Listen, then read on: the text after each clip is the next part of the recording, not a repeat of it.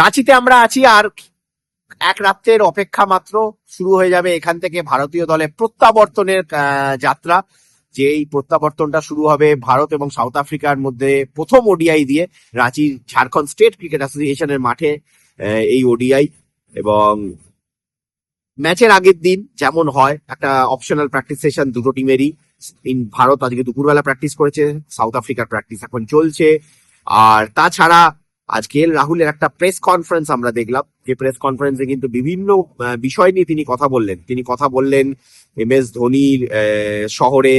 M S ধোনিকে তিনি বললেন যে তিনি যদি মাঠে খেলা দেখতে আসেন আমাদের খুব ভালো লাগবে, কিন্তু আপনাদের খবর দিয়ে দিই যে এম এস ধোনি কালকে ম্যাচে থাকবেন না, তিনি মুম্বাই চলে যাচ্ছেন।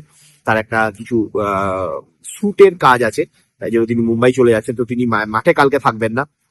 আর তাছাড়া কে এল রাহুল স্পিন খেলা নিয়েও অনেক বললেন, যে আগেকার যুগের প্লেয়াররা যেমন সুনীল গাভাস্কার বা ফর্মার ক্রিকেটারদের সাথেও কথা বলে যদি বর্তমান প্লেয়ারদের নিজেদের গেমকে ইমপ্রুভ করা যায় স্পিনের এগেনস্টে, সেটা বলতেও রাজি।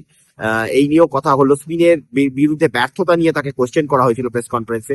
আর এই ওডিআই সিরিজ নিয়ে তাকে অবভিয়াসলি আমি জিজ্ঞেস করেছিলাম যে বিরাট রোহিতের প্রেজেন্স, কেননা ভারতীয় দল এই সিরিজ দিয়ে তাদের ড্রেসিং রুমে যে মোমেন্টামটা হারিয়ে গেছে সেই মোমেন্টামটাকে খুঁজে পাওয়ার চেষ্টা করছে।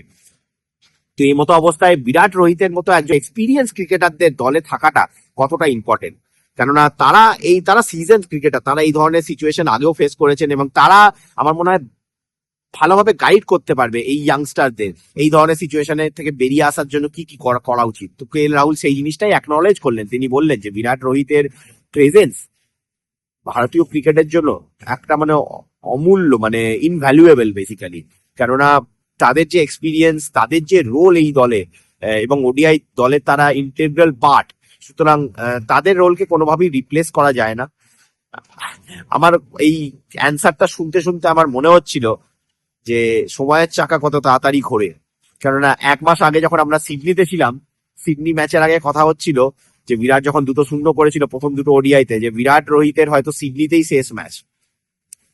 কিন্তু 1 মাস পরে পরিস্থিতি এমন হয়ে গেছে, বিরাট রোহিতের জায়গা তো দলে আছেই, কিন্তু গৌতম গম্ভীর যে কোচ, তার জায়গা নিয়ে কিন্তু প্রশ্ন উঠতে শুরু করে দিয়েছে অ্যাজ এ হেড কোচ। যদিও আমার মনে হয় না 2027-এর আগে পর্যন্ত গৌতম গম্ভীরকে অ্যাজ এ হেড কোচের পজিশন থেকে সরানো হবে। বাট বিরাট রোহিতের 2027 ওয়ার্ল্ড কাপে খেলার কিন্তু একটা মানে সুযোগ, সেই সুযোগ কিন্তু আসবে তাদের এই যে ওডিআই সিরিজ গুলো, এই 3টে সাউথ আফ্রিকার বিরুদ্ধে, এরপরে 3টে নিউজিল্যান্ডের বিরুদ্ধে, এই ওডিআই সিরিজ গুলোতে পারফর্ম করে রান করলে তারা কিন্তু ভারতীয় দলের স্কিম অফ থিংস এ থাকবে। যাই হোক, অবশ্যই বিরাট রোহিতের দিকে কালকে নজর থাকবে।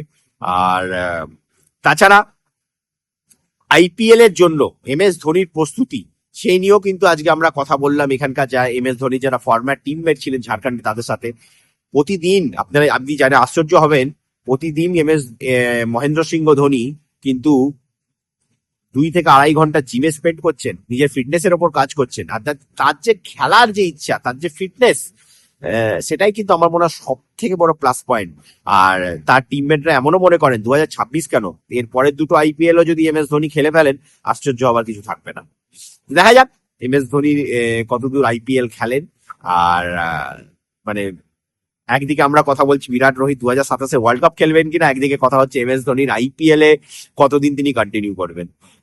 মানে ইন্টারেস্টিং সার্কামস্ট্যান্সেস। যাই হোক, আমাদের অবশ্যই নজর থাকবে এই সমস্ত বিষয় থেকে, এবং আমরা কভার করব যতটা পারবো যে এই ওডিআই সিরিজ গুলো, বাইল্যাটারাল গুলো, এবং অবশ্যই তারপর তো ওয়ার্ল্ড কাপ আসছে, টি20 ওয়ার্ল্ড কাপ, এবং যে মাল্টি টিম ইভেন্ট গুলো আছে সেগুলো সব কভার করবোই। তো সমস্ত খবরাখবরের জন্য, ভারতীয় ক্রিকেটের সমস্ত আপডেটের জন্য আপনারা চোখ রাখুন রেস স্পোর্টসের জন্য। রাঁচি থেকে আমি সন্দীপ ব্যানার্জি।